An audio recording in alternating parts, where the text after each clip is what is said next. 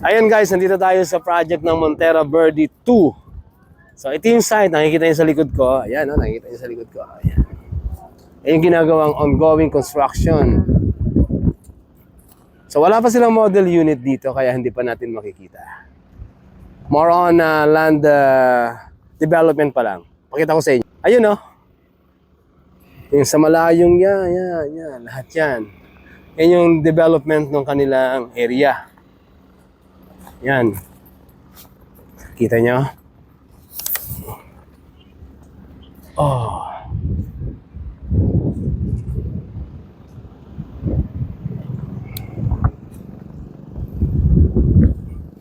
Ito yung kanilang sample ng project.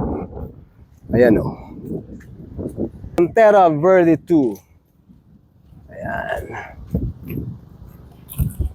Ayan yung map. Ayan. And ito yung another side ng kanilang construction. Land development, construction of roads. Yan. So ganyan siya kalawak. And this is not far from the main road doon sa dinaanan natin. Malapit lang siya.